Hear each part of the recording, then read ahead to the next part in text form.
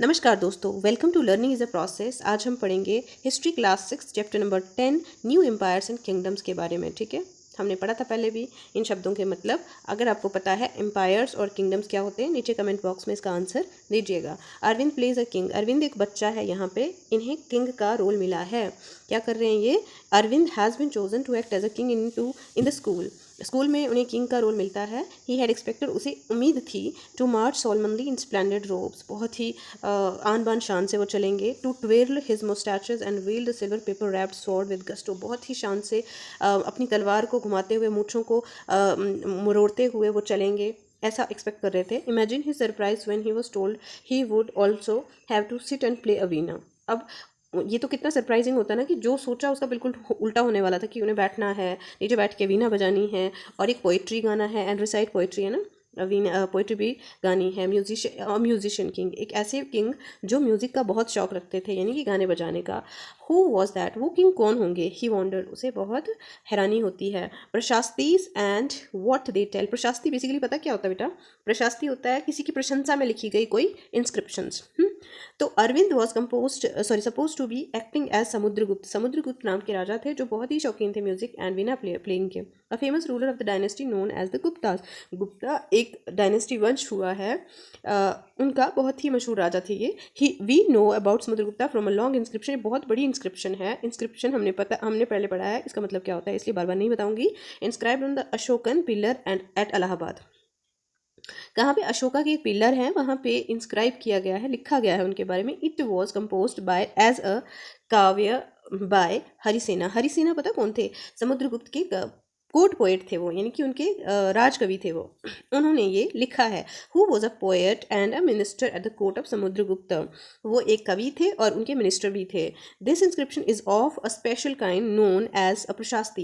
ये बहुत ही स्पेशल थी, बहुत ही अलग थी, इसीलिए उन्हें इसे प्रशास्ति कहा जाता है। अ संस्कृत वर्ड, एक संस्कृत शब्द है प्रशास्ति, मीनिंग इन प्रेज ऑफ, यानी कि किसी की प्रशंसा में कोई चीज़ कहना। While prashastis were compose for some of the rulers you read about in chapter 9। जो चैप्टर 9 में हमने कुछ रूलर्स पढ़े ना, उनके बारे में भी प्रशास्तीज लिखी गई हैं। प्रशास्तीज का सिंपल मीनिंग आपको रखना है याद, कि किसी की प्रशंसा में कुछ चीज़ लिखना। सच एज गौतमी पुत्र श्री सताकर्णी, उनके बारे में भी प्रशास्ति लिखी गई है। They became for more important from the time of the Guptas, ये बहुत ही इंपॉर्टेंट बन जाती हैं गुप्तास के टाइम से। समुद्रगुप्तास प्रशास्ति क्या कहती हैं? Let us see what Samudragupta's prashasti tell us. Samudragupta की प्रशास्ति जो है क्या हमें बताती है? The poet praise the king in glowing terms. जो पोएट है ना, उन्होंने बहुत ही अच्छे से उनको प्रशंसा की है राजा की। एज अ वॉरियर, एक योद्धा के रूप में। एज अ किंग, एक राजा के रूप में। हु वोन विक्ट्रीज इन बैटल्स, काफ़ी ज़्यादा उनकी विजय हुई थी अलग अलग युद्धों में। Who was learned and the best of the poets, वो बहुत ही ज्ञानी भी थे और बहुत ही अच्छे कवि भी थे। He is also described as equal to the gods. अब कवि ने इतनी प्रशंसा की है कि मानो भगवान के बराबर मान लिया है उन्हें। The prashasti was composed in very long sentences, बहुत ही लंबे लंबे सेंटेंसेस में लिखा गया है इस प्रशास्ति को। Here is part of one such sentence, एक सेंटेंस का कुछ हिस्सा यहाँ पे ये लिखा गया है, ये वाला। समुद्रगुप्त द वॉरियर, एक योद्धा के रूप में। Whose body was most charming, बहुत ही सुंदर थे वो। Being covered with the plenteous beauty of the marks of hundreds of the scars caused by battle axes, arrows, spikes, spears, barbed darts, swords, iron clubs, javelins, barbed arrows, long arrows and many other weapons। ये जो जितने भी नाम गिनाए गए ना, ये युद्ध में इस्तेमाल होने वाले वेपन्स थे। इन वेपन्स की वजह से उनके पूरी सुंदर बॉडी पे बहुत सारे निशान अलग अलग पड़े थे, बहुत अलग, कहीं कुल्हाड़ी के, कहीं तीर के, कहीं किसी और तलवार के, कहीं जैवलिन थ्रो, जैसे कोई निशाना मारने के लिए कोई एक तीखा सा हथियार होता है, इस तरह से अलग अलग उनके ऊपर बॉडी पे निशान थे। What does the description tell you about the king and also about how king fought wars. देखो, ये डिस्क्रिप्शन से हमें क्या पता चलता है कि इतने निशान, इतने अलग अलग हथियारों से उनके बॉडी पे बने थे, मगर उन्होंने फिर भी बहुत ही हिम्मत से काम लिया और बहुत ही हिम्मत से अपने आप को सुरक्षित रख के, जीवित रख के वो आगे बढ़ते गए, यानी कि बहुत बहादुर थे वो, है ना। ये देखो, ये जो है ना उनके कॉइन्स हैं, जहाँ यहाँ पे वो बैठे हैं, वीणा प्लेइंग कर रहे हैं शायद, तो ये भी उन्हीं का कॉइन है, यहाँ पे बैठे हुए हैं। ठीक है, Samudragupta. If you look at map 7, अगर आप 7 मैप पे देखेंगे, आगे देखते हैं हम, तो you will notice an area shaded in green, एक एरिया होगा शेडेड ग्रीन में होगा, यहाँ पे देखते हैं हम, दिख जाएगा हमें, ये देखो ये ग्रीन में शेडेड है, ये ग्रीन में। अपनी बुक्स खोल के रखो सभी बच्चे, ताकि देखें जब भी आप पढ़ोगे तो आपको ये सब मैं जो पढ़ूंगी वो आपको दिखेगा नीचे, ठीक है। अपने मैप पे ज़रूर ध्यान देना, ये मैप बहुत इंपॉर्टेंट होता है ताकि पेपर अच्छे से कर पाओ फिर, और समझ भी आएगा आपको चैप्टर, है ना। तो you will also find a series of red dots along the east coast. East coast आपको पता है कहाँ पे है, ये देखो ये ईस्ट कोस्ट है, यहाँ पे देखो रेड डॉट्स हैं, ठीक है। तो ये सब, और क्या कहते हैं ये, and series of red dots. Now next क्या आता है हमारे पास, and you will find area marked in purple and blue as well. कुछ पर्पल में मार्क्ड है, ये देखो अभी देखोगे आप, ये है पर्पल आपका, ये है ब्लू आपका, ठीक है। अलग अलग कलर्स में मार्क किया गया है एरिया। इसकी क्या इंपॉर्टेंस है आपको अभी बताते हैं हम, है ना। This map is based on the information provided in the prashasti. ये मैप जो है कैसे हमने बनाया है, जो प्रशास्ति में उनकी हमें जो वहाँ से ज्ञान मिलता है, जो पता चलता है, उसके बेस पे। Harisena describe 4 different kind of rulers. उन्होंने अलग अलग तरह के 4 तरीके के राजाओं के बारे में बताया। And tells us about Samudragupta's policies towards them. और हमें ये भी बताते हैं कि जो समुद्रगुप्त थे उनकी पॉलिसीज उन लोगों के लिए क्या थी। द रूलर्स ऑफ आर्यव्रत के जो राजा थे, the area shaded in green on the map अपना खोल के रखिए बुक पे, जो ग्रीन में एरिया है उसे आर्यव्रत बोलते हैं, ये वाला एरिया, ठीक है। ये वाला जो एरिया है, ये वाला ग्रीन वाला, ये आर्यव्रत हो गया, ठीक है। यहाँ में क्या था, here there were 9 rulers who were uprooted. यहाँ के 9 राजा थे जिनको खत्म कर दिया गया था, किसके द्वारा, Samudragupta. And their kingdoms were made a part of the Samudragupta's empire. और उनकी सारी जो राज्य थे छोटे छोटे, वो समुद्रगुप्त के एम्पायर में जुड़ गए थे। The rulers of Dakshinapatha, here there were 12 rulers, some of whose capital were marked with red dots. मैंने आपको पहले दिखाया ऑन द मैप, अपने मैप पे देखिए आप। They surrendered to Samudragupta after being defeated and then allowed them to rule again. देखो क्या होता है कि दक्षिण पथ के जितने भी राजा थे, ये लोगों ने सबने सरेंडर कर दिया था, यानी कि अपने आप को समर्पण कर दिया था, आत्मसमर्पण कहते हैं जिसको, तो राजा समुद्रगुप्त को। लेकिन समुद्रगुप्त ने जीतने के बाद इन्हें इन लोगों को हराने के बाद यहाँ पे राज करने दे दिया दोबारा से। The inner circle of the neighbouring state including Assam, coastal Bengal, Nepal and the number of gana sangha आपको याद होगा चैप्टर 5 से। In the north west marked in purple on the map. ये देखो पर्पल होता है ना, ये पर्पल, ये देखो ये गण संघ है ये सारा, ठीक है। तो ये क्या करते हैं, इनके बारे में क्या बताना चाह रहे हैं हमें। They brought tribute, followed his orders and attended his court. ये क्या करते थे, राजा को कुछ गिफ्ट्स देते थे, अलग अलग तरह से ट्रिब्यूट्स देते थे, एक टैक्स का ही फॉर्म है जो रेगुलरली नहीं दिया जाता। एंड और क्या करते थे, उनके जो ऑर्डर्स होते थे, जैसे वो उनको आज्ञा देते थे, वो उनको पालन करते थे। एंड अटेंडेड हिज कोर्ट, और उन्होंने उनका कोर्ट अटेंड किया करते थे वो। The rulers of the outlying areas marked in blue on the map. Blue जो नॉर्थ वेस्ट का एरिया है, तो perhaps the descendants of the Kushan and Shakas. शायद जो कुशान रूलर थे और शका रूलर थे, बाहर से आए थे, उनके जो वंशज थे वो। And the ruler of Sri Lanka, और कुछ राजा जो थे श्रीलंका के, who submitted to him and offered daughters in marriage. और इन लोगों ने इनके आगे समर्पण किया था, समुद्रगुप्त के आगे समर्पण किया था, और अपनी अपनी बेटियों की शादियां करवाई थी इनके साथ। Find Prayag, the old name of Allahabad. देखो प्रयाग जो है पुराना नाम था इलाहाबाद का, अभी अगेन प्रयाग को प्रयाग ही बोला जाता है, इलाहाबाद चेंज कर दिया गया है। उज्जैन एंड पाटलिपुत्र, पटना। पाटलिपुत्र क्या है, पुराना नाम है पटना का। On the map these were important centres of the Gupta ruler. ये बहुत ही इंपॉर्टेंट सेंटर्स हुआ करते थे गुप्तास के। What was the difference between the way in which Samudragupta treated the rulers of Aryavarta and Dakshinapatha. ठीक है, क्या डिफरेंस था कि दक्षिण पथ के राजाओं और आर्यव्रत के राजाओं को उन्होंने कैसे ट्रीट किया। हमने ऊपर पढ़ा ना, आर्यव्रत के जितने राजा थे उनको हरा के उनका राज्य अपने राज्य में मिला दिया गया था, बल्कि उनको रूल नहीं करने दिया था वहाँ पे। लेकिन दक्षिण पथ दूर था, इसलिए उन्होंने वहाँ पे जीता और उन लोगों को हरा के फिर वहीं पे उनको काम करने के लिए, राज करने के लिए छोड़ दिया।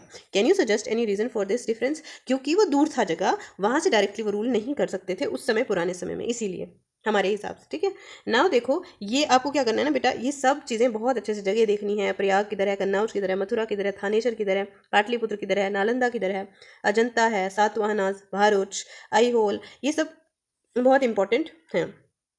तो अब देखिए जीनोलॉजिस्ट क्या होते हैं, पहले तो देखते हैं विक्रम संवत क्या हुआ था। Era beginning in the 58 BCE is traditionally associated with Gupta king Chandragupta second, who had founded it as a mark of victory over the Shakas and assume the title of Vikramaditya. देखो विक्रम संवत माना जाता है कि किससे एसोसिएटेड है, चंद्रगुप्त सेकंड के साथ, क्योंकि उन्होंने किसको हराया था, शक शख्स रूलर जो थे नॉर्थ वेस्ट के, उन्हें हराया था। और उन्हें हराने के बाद उन्होंने एक टाइटल लिया था, अपने लिए एक टाइटल लिया था जिसे वो विक्रमादित्य कहते हैं।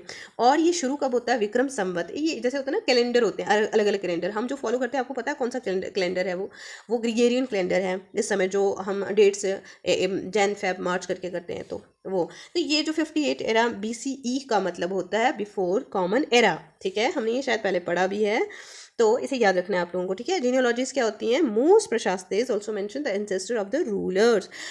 This was mention, this one mentions Samudragupta's great grandfather, father and mother. देखो जीनियोलॉजीज क्या होती हैं ना, जो आपका जैसे दादाजी में एक एक शब्द लिखती हूँ, फिर पापा जी के बाद कौन आता है?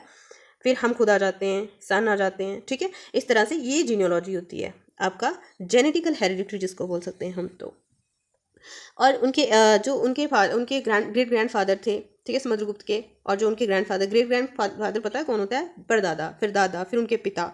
ठीक है, इस तरह से। और हिज मदर कुमार देवी, उनकी मदर का नाम पता है क्या था? कुमार देवी। बिलोंग टू द लिच्छावी गना, लिच्छावी एक गण था, उनको बिलोंग करती थी वो। वाइल हिज फादर, उनके पिता जो थे Chandragupta, was the first ruler of the Gupta dynasty. उनके पिता पहले राजा थे गुप्ता डायनेस्टी की to adopt the grand title of maharaja adhiraja. देखो, उनसे पहले किसी भी राजा ने महाराजा अधिराजा का टाइटल नहीं अपनाया था अपने लिए, वो पहले थे उनके पिता जिन्होंने ये अपनाया था। ये याद रखनी है चीज़ें, ठीक है। His great grandfather and grandfather are mentioned simply as maharajas. जो उनके पिता थे, जो उनके फादर थे, ग्रैंडफादर थे और ग्रेट ग्रैंडफादर थे, वो महाराजा कहलाते थे, खुद को महाराजा कहलाते थे। लेकिन इन्होंने खुद को क्या, चंद्रगुप्त ने जो है खुद को क्या लिया था टाइटल? महाराजा अधिराजा, चंद्रगुप्त ने, यानी कि उनके फादर ने, और ग्रैंडफादर जो महाराजा कहलाते थे। ठीक है, arrange these titles in order of importance, raja, maharaja and maharaja adhiraja and maharaja. ठीक है, तो ये अरेंज करना है आपको। पहले क्या था? पहले उन्होंने राजा, सबसे पहले राजा हुए, जो उसके बाद फिर महाराजा हुए दूसरे नंबर पे, तीसरे पे महाराजा अधिराजा। Samudragupta in turn figures the genealogies list of ancestor. Genealogies होते हैं अपने पूरे पूर्वज जितने हैं आपके, ठीक है, उनका एक लाइन जिसको चेन कहेंगे। Of later rulers of the dynasty such as his son. उन्होंने एक मतलब ऐसा अपना पूरा वंश का वृक्ष बना दिया ना। Chandragupta second, we know about him from inscription and coin. Chandragupta second के बारे में हम कहाँ से जानते हैं? कुछ इंस्क्रिप्शंस हैं, कुछ सिक्के हैं, उनसे जानते हैं। He led an expedition to western India. West होता है, अब आपको पता है डायरेक्शन में हमेशा बता रही होती हूँ, ईस्ट वेस्ट, यहाँ इस तरफ के लिए उन्होंने एक एक्सपीडिशन यानी कि एक युद्ध किया था इस तरफ जाके। ठीक है, where he overcame the last of the Shakas, जहाँ उन्होंने किसको हराया? शकास को हराया था अंत में। According to later believe his court was full of learn people. उनके कोर्ट में जो थे ना, उनके दरबार में बहुत सारे ज्ञानी लोग रहा करते थे, समझदार, पढ़े लिखे। About some of them whom you will read in the chapter 11। हम 11th चैप्टर पढ़ेंगे तो उसमें हमें कुछ लोगों के बारे में जानकारी मिलेगी। Harshavardhana and the Harshacharita. While we can learn about the Gupta rulers from their inscriptions and coins. हम गुप्ता रूलर्स के बारे में कहाँ से जान सकते हैं? उनके इंस्क्रिप्शन से, उनके सिक्कों से। और बायोग्राफीज, बायोग्राफी क्या होती है? ऐसी कहानी किसी राजा की जो उसने खुद ना लिखी हो, उसको जानने वाले ने किसी ने लिखी हो। जो खुद लिखी है तो उसको ऑटोबायोग्राफी कहते हैं। Harshvardhan who ruled nearly 1400 years ago was one such ruler। जो हर्षवर्धन थे ना, उन्होंने लगभग 1400 साल पहले राज किया था, और वे भी ऐसे ही राजा थे। हिज कोर्ट पोइट, उनके जो दरबार के कवि थे उनका नाम था बाणभट्ट। आपको याद रखना है, हरिसेना किसके कवि थे? वो थे समुद्रगुप्त के। अब ये किसके हैं? बाणभट्ट हैं हर्षवर्धन के। ठीक है, नाउ देखो, रोट हिज बायोग्राफी, और उन्होंने बाणभट्ट ने उनकी बायोग्राफी लिखी थी। ठीक है, द हर्षा चरिता इन संस्कृत, उसका बुक का नाम था हर्षा चरिता, संस्कृत में लिखी गई थी। This gives us the genealogy of Harsha, और इसमें पूरा हर्षवर्धन जो है ना, उनकी पूरी जीनियोलॉजी, उनके खानदान के बारे में लिखा गया है कि उनके पूर्वज कौन थे, कैसे थे, है ना।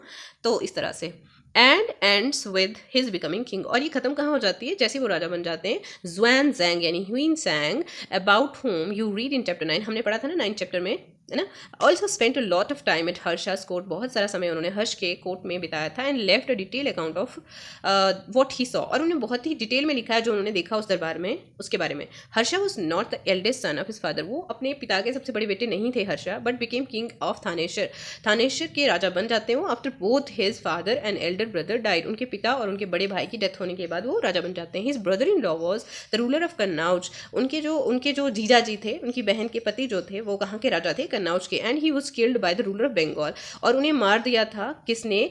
बंगाल के राजा ने, Harsha took over the kingdom of Kannauj. अब जैसे ही उनकी डेथ हो जाती है उनके जीजा जी की, तो उन्होंने अपने अंडर ले लिया कन्नौज को, and then led an army against the ruler of Bengal. और फिर उन्होंने एक आर्मी खड़ी की, किसके खिलाफ? बंगाल के राजा के खिलाफ, क्योंकि उनके भाई, उनकी बहन के पति का बदला लेना था उनको उनसे।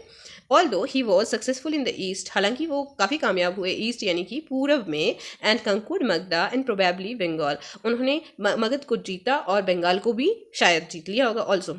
ही was not as successful elsewhere, हालांकि वो ज़्यादा इतने सक्सेसफुल कहीं और नहीं हुए थे। Try to cross the Narmada, और नर्मदा को क्रॉस करने की कोशिश की थी, साउथ में जाना चाहता उन्होंने, to march into the Deccan, but was stopped by a ruler belonging to the Chalukya dynasty. उन्हें रोकने वाले थे एक राजा जो चालुक्य वंश के थे, चालुक वंश के थे, उनका नाम था पुलकेशिन सेकेंड, ये याद रखना है आपको नाम। हाँ ठीक है। Look at political map of India and list the present day states which Harshavardhana pass through when he went to Bengal and up to the Narmada. देखो आपको मैप बहुत अच्छे से देखना है, अगर कोई बच्चा इंटरेस्टेड हो तो बहुत देखेंगे ना, थानेश्वर कहाँ है, थानेश्वर से बंगाल कैसे पहुंचे होंगे और कौन कौन सी जगहों को क्रॉस किया होगा उन्होंने, अप टू नर्मदा।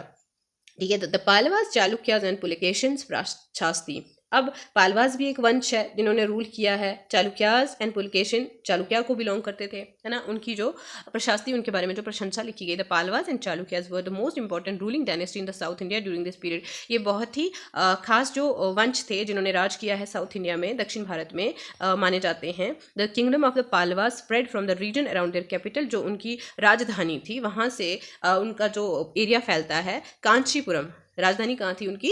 कांचीपुरम में, to the Kaveri delta, Kaveri delta तक, कावेरी नदी के आसपास का एरिया कावेरी डेल्टा से जुड़ा हुआ है। While that of the Chalukya was centred around the Raichur Doab, Raichur Doab के साथ इनकी बाउंड्रीज मिलती थी between the reverse Krishna and Tungabhadra. अब आपको मैप पे देखना कृष्णा और तुंगभद्रा किधर हैं, और रायचूर दोआब कहाँ बनता है? दोआब वो जगह होती है जहाँ पे दो पानी मिलते हैं, दो आब यानी दो पानियों का मिलन। Aihole the capital of the Chalukya, Aihole स्थान है जो वो चालुक्यास का राजधानी था, was an important trading centre, बहुत ही महत्वपूर्ण यहाँ पे व्यापार का केंद्र हुआ करता था। It developed as a religious centre, ये एक धार्मिक केंद्र के रूप में भी आगे आया, बढ़ा, डेवलप हुआ। With a number of the temples, बहुत सारे टेम्पल्स थे, मंदिर थे यहाँ पे। The Pallavas and the Chalukyas frequently raided one another's land, जो पालवास थे और चालुक्यास थे वो एक दूसरे की ज़मीन पर अक्सर आपस में युद्ध किया करते थे, ठीक है, हमले किया करते थे, लूटपाट किया करते थे, ठीक है। Specially attacking the capital cities, ज़्यादातर राजधानियों पर अटैक किया करते थे, विच वर प्रॉस्पेरियस टाउन्स, बहुत ही प्रॉस्पेरियस होता है खुशहाल, बहुत ही ज़्यादा जहाँ पे प्रोग्रेस हो रखी है। The best known Chalukya ruler was Pulakeshin, सबसे ज़्यादा जो जाने जाते जैसे प्रचलित राजा हैं, काफ़ी मशहूर राजा हैं, वो पुलकेशिन सेकेंड हैं। We know about him from a prashasti, एक प्रशास्ति लिखी, प्रशास्ति यानी कि उनकी प्रशंसा में लिखी हुई एक इंस्क्रिप्शन है, composed by his court poet Ravikirti. अब पुलकेशिन के कोर्ट पोएट कौन है? रवि कीर्ति हैं, ठीक है। This tells us about his ancestors, उनके जो पूर्वज थे ये हमें उनके बारे में बताती है। Who are traced back through 4 generation from father to son, लगभग उनकी 4 पुश्तें यानी कि ग्रेट ग्रैंडफादर के भी फादर, फिर ग्रैंडफादर, फिर खुद फादर, फिर son. Pulakeshin evidently got the kingdom from his uncle, जो पुलकेशिन थे ना उन्हें उनके अंकल से यानी चाचा से अपनी जो है कैपिटल मिली थी, ठीक है। अकॉर्डिंग टू रवि कीर्ति के हिसाब से he led expedition along both the west and the east coast, उन्होंने अलग अलग एक्सपीडिशंस किए थे, वेस्ट यानी कि पश्चिम, ईस्ट यानी कि पूर्व, दोनों ही जो किनारे थे समुद्र के वहाँ पे। Besides he checked the advance of Harsha, और उन्होंने ये भी ध्यान रखा कि हर्षा जो है साउथ की तरफ ना आ पाए, हर्षा यानी कि Harshavardhana. There is an interesting play of words in the poem, बहुत ही सुंदर तरह से पोएम में लिखा गया है। हर्षा मीन्स हैप्पीनेस, हर्ष का मतलब क्या होता है? हर्ष कहेंगे आज वो बहुत ही, हिंदी में अगर कहें तो आज मैं बहुत ही हर्षित महसूस कर रही हूँ, है, आज हर्ष का दिन है, यानी कि हर्ष का दिन यानी किसी के नाम का दिन नहीं है, यानी खुशी का दिन है, हर्षा का मतलब ही खुशी है। The poet says that after this defeat, इस हार के बाद पोएट के कहने के मुताबिक जो Harsha was no longer Harsha, अब जो हर्षा को एक हैबिट थी कि वो ज़्यादातर जीते थे, उनको ज़्यादातर विजय प्राप्त हुई थी, और जैसे ही उन्हें हार का सामना करना पड़ा पुलकेशिन सेकेंड के सामने तो वो बर्दाश्त नहीं कर पाए। Pulakeshin also attack the Pallava king, Pulakeshin ने पालवा किंग्स के ऊपर भी हमला किया था। Who took shelter behind the walls of Kanchipuram, जो कांचीपुरम की दीवारों के पीछे छुप गए थे। But the Chalukya victory was short lived, जो चालुक्यन के ऊपर जो उनकी विक्ट्री थी, चालुक्य की विक्ट्री पालवास पे थी, वो थोड़ी देर तक की थी। Ultimately both the Pallavas and the Chalukyas gave way to new rulers belonging to the Rashtrakutas and the Chola dynasty. अब चालुक्यास और पालवास की जो है आपस में शत्रुता थी, है ना। अब दूसरी डायनेस्टीज भी आ जाती हैं, क्या है वो, राष्ट्रकूट हैं और चोला हैं, about which you will read in class seventh में हम उनके बारे में पढ़ेंगे क्योंकि इनके बाद के हैं वो। Who were the other rulers who try to control coast and why, दूसरे राजा कौन थे जिन्होंने कोस्ट को यानी कि समुद्री किनारों को कोशिश करी थी जीतने की। चैप्टर 9 में हमने पढ़े थे कौन कौन राजा थे वो, ठीक है। तो how were these kingdoms administered, कैसे यहाँ पे प्रशासन का व्यवस्था की जाती थी इन राज्यों में। As in the case of the earlier kings, जैसे कि जो पुराने राजाओं का अगर हम केस लेते हैं तो land revenue remain important for these rulers, सबसे इंपॉर्टेंट क्या होता था, लैंड रेवेन्यू यानी कि जो टैक्स आया करता था ज़मीन से। And the village remain the basic unit of administration, और जो गांव होते थे ना वो सबसे पहला यूनिट माना जाता था प्रशासन व्यवस्था का। There were some new developments as well, कुछ नई डेवलपमेंट्स भी हुई थी, ठीक है। King adopted number of steps to win the support of man who were powerful, kings ने बहुत सारे नए नए कदम उठाए थे ताकि लोगों को उन लोगों की उन्हें सपोर्ट मिले जो पावरफुल ताकतवर थे, इधर इकोनॉमिकली या तो पैसे के हिसाब से वो ताकतवर थे, और सोशली या फिर सोसाइटी में उनको काफ़ी ज़्यादा माना जाता था, और बिकॉज ऑफ देयर पॉलिटिकल या फिर उनको राजनीतिक ज्ञान था, एंड मिलिट्री स्ट्रेंथ या फिर क्या था उनके पास, मिलिट्री की ताकत थी, आर्मी की ताकत थी। For instance some important administrative post were now hereditary, कुछ जो खास प्रशासनीय जो पद हुआ करते थे वो अब हेरिडिटरी थे। हेरिडिटरी क्या होते हैं, बाप से बेटे को, बेटे से उसके बेटे को, इस तरह से खानदानी जिसको बोलते हैं। This means that son succeeded fathers और टू दीज पोस्ट, यानी बेटों को बिठाया जाता था। For example the poet Harisena was a महादंड Nayak, poet Harisena क्या थे, उनको क्या पोस्ट मिली थी दरबार में, वो एक महादंड नायक का काम करते थे, और chief justice officer, chief judicial officer, ठीक है। तो लाइक हिज फादर, उनके पिता भी वही काम करते थे, महादंड नायक का काम, यानी कि जुडिशियल ऑफिस उनके पास थे। Sometimes the person held many offices, एक कभी कभी ऐसा होता था कि बहुत सारे उनको ऑफिसेज दिए जाते थे। For instance beside being a mahadandanayaka, Harisena की ही बात करते हैं हम, वो एक महादंड नायक भी थे। Harisena was a kumaramatya, kumaramatya meaning an important minister, बहुत ही इंपॉर्टेंट मिनिस्टर भी थे वो, एंड अ संधि विग्रहिका, और वो संधि विग्रह करने वाले भी माने जाते थे। Meaning a minister of war and peace, और जो युद्ध और शांति के मिनिस्टर होते थे, यानी 3-4 मिनिस्ट्रीज उनके पास हुआ करती थी। Besides important man probably had a say in local administration, these include the nagara, shreshthi और चीफ बैंकर और मर्चेंट्स ऑफ द सिटी, ठीक है। इन्हें नगारा श्रेष्ठी या फिर chief banker of the city कहा जाता था। द सरथवाहा और लीडर ऑफ द मर्चेंट कारवां, सरथावा कौन होते थे, जो मर्चेंट व्यापारी होते थे ना, जो कारवां ग्रुप में जाते थे, उनके लीडर।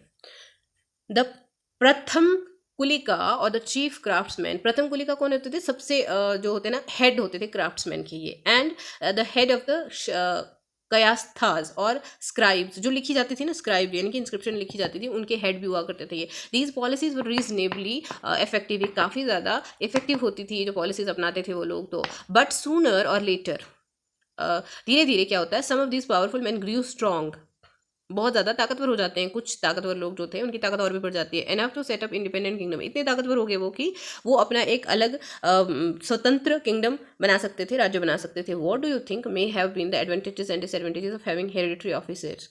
अब देखो हमें ये देखना है कि एडवांटेजेस यानी कि फ़ायदे क्या थे और डिसएडवांटेजेस नुकसान क्या थे एक हेरिडिटरी ऑफिसर के, यानी कि पिता है, उसका बेटा, उसका बेटा, उसका बेटा। इसका मतलब क्या है कि अगर आप बच्चे पढ़ रहे हो तो जो लोग ऑलरेडी ऑफिसर्स हैं, डॉक्टर्स हैं, इंजीनियर्स हैं या टीचर्स हैं, क्या उन्हीं के बच्चे बनेंगे? आपका कोई हक नहीं है। अगर आप अच्छे से पढ़ लोगे, आपका ज्ञान अच्छा होगा, तो क्या उन्हीं को पोस्ट मिलेंगी? ऐसा ये तो नुकसान था, है ना, कि एक काबिल इंसान नहीं जा सकता था वहाँ पे, है ना। पहला नुकसान तो ये था। एडवांटेज ये होता था कि उन्हें पहले से पता होता था कि क्या करना है क्या नहीं करना, वो पले बड़े होते थे उस माहौल में, उन्हें ज्ञान होता था अच्छे से। डिसएडवांटेज बहुत सारे हो सकते हैं और एडवांटेजेस भी हो सकते हैं। A new kind of army, एक नई तरह का जो आर्मी सिस्टम है। Like earlier rulers, some of these kings maintained a well organised army, कुछ पुराने राजाओं की तरह कुछ राजाओं ने बहुत अच्छी आर्मी को ऑर्गेनाइज करके रखा था, विद एलिफेंट, हाथियों के साथ, chariots, cavalry and foot soldiers, यानी रथ और जो घुड़सवार, और साथ में जो पैदल के सिपाही होते थे उन सबको। Besides there were military leaders who provided the king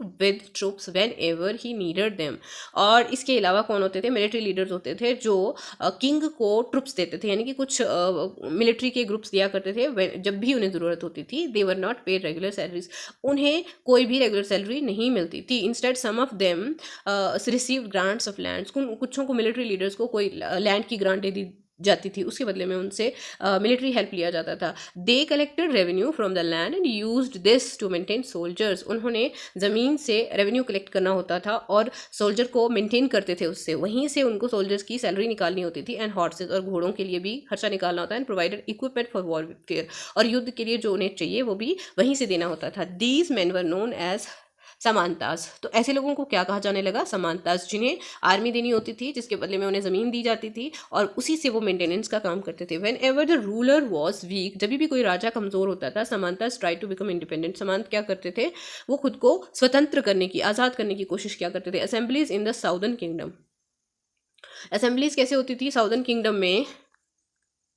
The inscription of the Palwas mentioned a number of local assemblies. These include the Sabha, which was an तो अब क्या होता है कि असेंबलीज जो है साउदर्न किंगडम की क्या है, वो मेंशन है इंस्क्रिप्शन पे उनके बारे में। वहाँ क्या होता था? वहाँ सभा होती थी, which was an assembly of ब्राह्मण। वो किसकी असेंबली होती थी? ब्राह्मण लोगों का गैदरिंग होता था, उसमें इकट्ठे होते थे ब्राह्मण, लैंड ओनर्स और बड़े बड़े जो ज़मीन के मालिक हुआ करते थे वो। दिस असेंबली फंक्शन थ्रू सब कमिटीज़। उनका काम कैसे होता था? अपनी कमेटी की छोटी छोटी कमिटीज़ बना देते थे। Which looked after irrigation, agricultural operations, making roads, local temples etcetera. तो ये क्या किसका ध्यान रखते थे? इरिगेशन का ध्यान रखते थे, यानी कि सिंचाई का, खेती बाड़ी में क्या होगा और रोड्स कैसे बनेंगे, लोकल मंदिरों का ध्यान रखना। द उर was a village assembly found in the area. देखो विलेज असेंबली, गांव में जो असेंबली होती थी, लोग इकट्ठे होते थे ना, आजकल भी सभा होती है ना, जैसे पंचायत बैठती है आजकल, तो उस समय वो क्या था? उर थे। Where the land owners were not Brahmin. यहाँ पे जो लैंड ओनर, मालिक जो होते थे, वो ज़रूरी नहीं था कि ब्राह्मणी होते। And the nagaram was an organization of the merchants. नगरम एक ऑर्गेनाइजेशन होता है, ग्रुप ही होता है, जहाँ पे सभी मर्चेंट्स थे। उस ऑर्गेनाइजेशन का नाम क्या था? नगरम। It is likely that this assemblies were controlled by rich and powerful land owners and merchants. ऐसा माना जा सकता है कि ये जो असेंबलीज होती थी, ग्रुप होते थे, इनको कंट्रोल करने वाले कौन होते थे? अमीर और बहुत ज़्यादा ताकतवर लैंड ओनर जो होते थे, और फिर दूसरे व्यापारी जो होते थे, वो ही इन्हें कंट्रोल करते थे। Many of this local assembly continue to function for centuries. बहुत सारी लोकल असेंबलीज जो होती थी ना, उन्होंने सदियों तक काम किया, ठीक है। Ordinary people in the kingdom, आम आदमी एक किंगडम में कैसे रहा करते थे? We can catch and occasional glimpse of the lives of ordinary people from place. ऐसा होता था कभी कभी ऐसे प्ले करते थे ना वो लोग, तो उसमें से हम थोड़ा बहुत जान सकते हैं ऑर्डिनरी लोगों के बारे में, क्योंकि ऑर्डिनरी लोगों के बारे में ज़्यादा कहानियाँ लिखी नहीं गई हैं। And other accounts let us look of at some of these. कुछ देखते हैं हम। Kalidasa is known for his place depicting life in the king's court. Kalidas बहुत ही जाने माने कवि हैं, महाकाव्य लिखे हैं उन्होंने, और वो इस बात के लिए जाने जाते हैं कि वो राजा के दरबार में जो प्ले हुआ करते थे उनको अच्छे से बताते थे। And interesting features about this place is that the king and most Brahmins are shown as speaking Sanskrit. ये लेकिन इसमें ज़्यादा दिलचस्प चीज़ क्या है कि जो राजा वगैरह जो हैं और ब्राह्मण जो हैं, उनको कौन सी लैंग्वेज बताई, उनको बोलते हुए दिखाया गया है? वो संस्कृत बोलते हुए दिखाए गए। While women and man other than the king and ब्राह्मण यूज प्राकृत। और जो आम लोग थे, आदमी और औरतें जो थीं, आम आदमी, वो क्या बोलते थे? प्राकृत भाषा बोलते थे। His most famous play Abhijnana Shakuntalam is the theory of the love between the king named Dushyanta and a young woman named Shakuntala. देखो उनकी जो एक मोस्ट फेमस प्ले है, बहुत ही जाना माना प्ले, जिसका नाम है, प्ले होता है नाटक एक किस्म का, अभिजनान शकुंतलम। इसमें किसकी कहानी बताई गई है? एक प्रेम कहानी है दुष्यंत राजा की, और एक औरत है, आम औरत है, जिसका नाम शकुंतला है। We find an interesting description of the plight of a poor fisherman in this play. और जो इसमें हम एक डिस्क्रिप्शन देखते हैं, एक बहुत ही गरीब जो है फिशरमैन है, मछुआरा जो है, उसकी दर्द के बारे में, ठीक है। The fisherman find a ring. उसे एक रिंग मिलती है। क्या मिलता है? रिंग यानी अंगूठी। A fisherman found a precious ring. एक बहुत ही कीमती रिंग मिलती है उसे, which the king had given to Shakuntala, जो राजा ने शकुंतला को दी थी, ठीक है। But which had been accidentally swallowed by a fish. और गलती से वो किसने खा ली थी? मछली ने खा ली थी। When he went to the palace with it, जब वो पैलेस में जाता है इस रिंग के साथ, the gentleman accused him of theft and the chief police officer was rather rude. तो जैसे वो रिंग उसे मिली और वो राजा के दरबार में जाता है, तो वहाँ उसे इल्ज़ाम लगाया गया कि तुमने चोरी की थी, और पुलिस ऑफिसर और भी बुरे तरीके से उसे पेश आते हैं। However the king was happy when he saw the ring and sent a reward for the fisherman. हालांकि जो राजा थे, जब उन्होंने देखा तो वो बहुत खुश हुए और उन्होंने एक इनाम भेजा राजा उसके लिए, मछुआरे के लिए। Then the police officer and the gateman decided to take a share of the reward, और उस समय उन्होंने, जो पुलिस के ऑफिसर था और जो गेट पर बैठे हुए लोग थे, उन्होंने सोचा कि जो भी उसे इनाम मिलेगा हम आपस में बांट लेंगे। And went along with the fisherman to have a drink, और फिशरमैन के साथ चले गए कुछ खाने पीने के लिए चले गए, ठीक है। Do you think that if a poor man find something and reports this to the police he would be treated like this today? क्या आपको लगता है कि आज के समय में अगर कोई गरीब इंसान जाता है, कोई चीज़ देता है किसी पुलिस ऑफिसर को कि मुझे ये चीज़ मिला है, तो उसे भी इसी तरह से ट्रीट किया जाता है? आज के समय में नहीं, ऐसा नहीं होता है। आज के समय में उन्हें इनाम दिया जाता है, रिस्पेक्ट दिया जाता है। Name a famous man who taught in Prakrit and a king who issued inscription in Prakrit. क्या आप ऐसा कोई इंसान बता सकते हैं जिसने सिखाया? लॉर्ड बुद्धा, फिर जेम्स, ये लॉर्ड महावीरा, इन्हें प्राकृत में काम किया। और उसके बाद कौन था जिन्होंने इंस्क्रिप्शन लिखी थी? वो वो द ग्रेट किंग अशोका थे, ठीक है। The Chinese Pilgrim फायान noticed the plight of those who were treated as untouchables by the high and the mighty। Chinese जो पिलग्रिम थे, यात्री थे, उन्होंने, उनका नाम फायान है, उन्होंने देखा कि जो कुछ लोग अनटचेबल यानी अछूत के रूप में देखे जाते थे, उनका दर्द समझने की कोशिश की बड़े ताकतवर लोगों की वजह से। They were expected to live on the outskirts of the city, और ऐसे लोगों को, जो अछूत लोग थे, उन्हें शहर के बाहर रखा जाता था। ही राइट्स, वो लिखते हैं, if such a man enters in the town और मार्केट, अगर ऐसा जो आदमी है अछूत जिसे माना जाता है, अगर वो कस्बे में आता है या फिर मार्केट में घुसता है, he strikes a piece of wood, और वो जोर से एक लकड़ी का लकड़ी से आवाज़ करता है, in order to keep himself separate, ताकि लोग उससे खुद को अलग रखें फ्रॉम द पीपल, है ना। पीपल हेयरिंग दिस साउंड, जो लोग सुनते थे उसकी उस लकड़ी की आवाज़, now what it means and avoid touching him और ब्रशिंग अगेंस्ट हिम। देखो, उसे टच नहीं करना है, उसके आसपास से उसका साया नहीं पड़ना चाहिए। And Banabhatta provides us with a vivid picture of the king's army on the move. जो बाणभट्टे ना, उन्होंने हमें अलग अलग आर्मी की पिक्चर्स यानी आर्मी के बारे में बताया है, उनके मूवमेंट्स के बारे में, कैसे कैसे क्या करते थे। किंग्स आर्मी क्या करती थी? The king travelled with an enormous amount of equipment. जब राजा ट्रेवल करते थे, यात्रा करते, तो बहुत सारे इक्विपमेंट अपने साथ लेके जाते थे।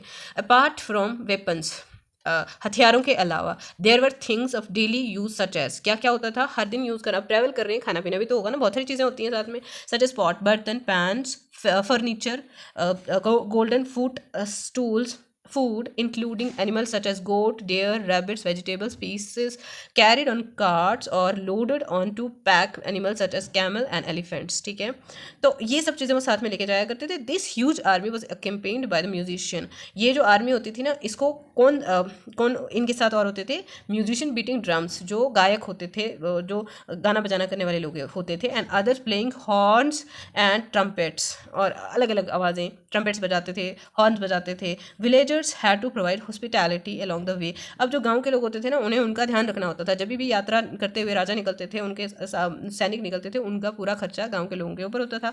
दे came with gifts of curds, gur and flowers. वो क्या लाते थे? दही लाते थे, ठीक है, गुड़ लाया करते थे और फूल लाया करते थे। And provided fodder for the animals, और खाने के लिए घास वगैरह, जो रैबिट, डेयर वगैरह साथ में लेके चलते थे वो, या घोड़े, तो उनके लिए खाने के लिए घास भी देते थे। They also try to meet the king, वो राजा से मिलने की कोशिश करते थे। एंड प्लेस देयर कंप्लेंट्स, और उनकी शिकायतें करने की कोशिश करते थे। एंड पिटिशंस बिफोर हिम, उनके सामने। The army left trial of destruction behind elephants, army ने एक trial army left a trial of destruction behind elephant often trample down the huts of villagers. तो जब भी आर्मी निकलती थी ना, बहुत नुकसान हुआ करता था लोगों का, जब क्योंकि उनके पास हाथी होते थे, और हाथी जब भी चलते हैं वो ये नहीं देखते हैं कि क्या नुकसान हो रहा है। छोटे छोटे जो विलेजेस में हट्स होते थे, झोंपड़ियाँ होती थी, उनको तोड़ दिया जाता था, या खेतों से निकलते थे। And oxen yoked to the caravans of merchant run away scared by the tumult. तो ये जो, अगर वो क्या करते थे, जो बैल होते थे या फिर कुछ भी अलग चीज़ें होती थी, जो यात्रियों के साथ, उनके साथ बड़े बड़े व्यापारियों के साथ होती थी, वो भाग जाते थे। किसको सुन के? ये आवाज़ें सुन सुन के वो भाग जाते थे। As Banabhatta says the whole world was swallowed up in dust. तो इससे क्या हो जाता था कि पूरा जो जगह होती थी ना, वहाँ पे सिर्फ धूल ही धूल बचती थी, बाकी सब खत्म हो जाता था। Make a list of all things that were carried with the army, कुछ जो लिस्ट होती थी, कैरी की जाती थी लोगों आर्मी के साथ, उनकी बनानी है लिस्ट उन चीज़ों की जो हमने ऊपर पढ़ी। What did the villagers bring for the king, क्या लाते थे विलेजर्स किंग के लिए?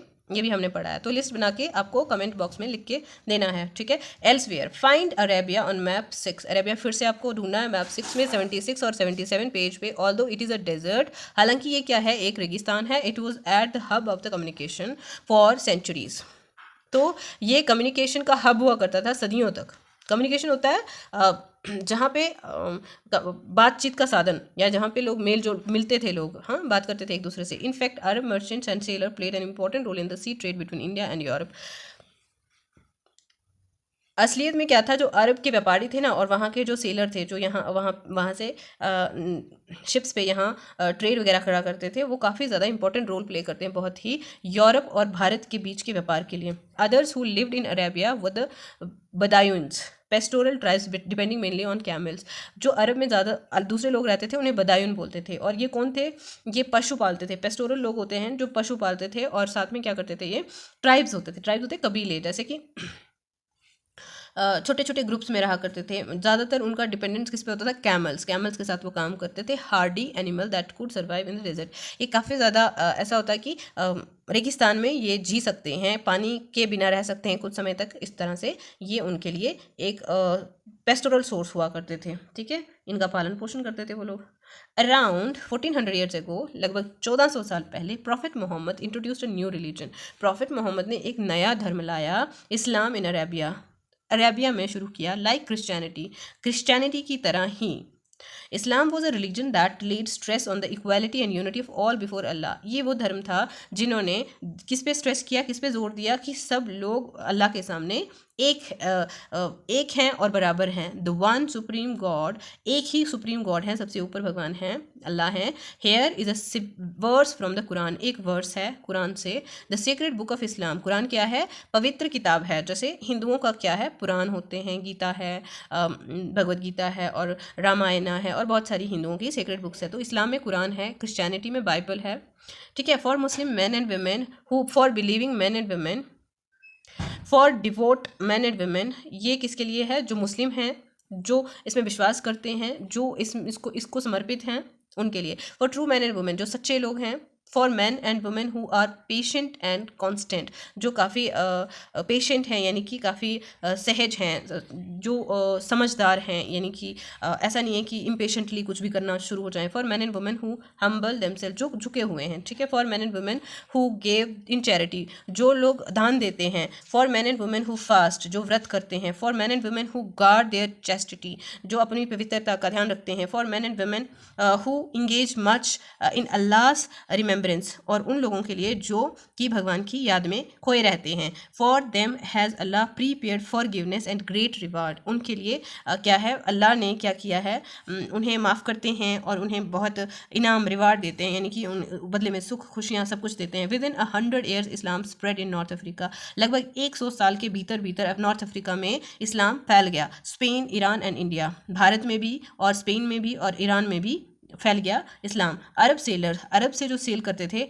यात्री आते थे, समुद्री यात्री, who were already familiar with the coastal settlements, जो पहले से ही जानते थे कोस्टल यानी कि समुद्र के किनारों के निवास स्थान लोगों के, ऑफ द सब कॉन्टिनेंट यानी भारतीय उपमहाद्वीप। Now brought the new religion with them, नया धर्म लेकर आते हैं वो लोग यहाँ पे। अरब सोल्जर्स कंक्वर्ड सिंध, जो अरब के सिपाही थे उन्होंने सिंध को जीता इन प्रेजेंट डे पाकिस्तान, वो पाकिस्तान में है आज के समय में। About 1300 years ago trace the route that would have been taken by these sailors and soldiers. अब आपको मैप 6 देखना है और वहाँ पे रास्ता देखना है कि ये जो सेलर आते थे, यानी कि समुद्री यात्री आते थे, ये कैसे अपना रास्ता लेके आते थे, कहाँ से आते थे ये, ठीक है।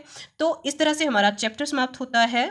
आगे एक्सरसाइज वर्क नेक्स्ट वीडियो में करेंगे हम, तब तक के लिए पढ़ते रहिए, आगे बढ़ते रहिए, खुश रहिए, धन्यवाद।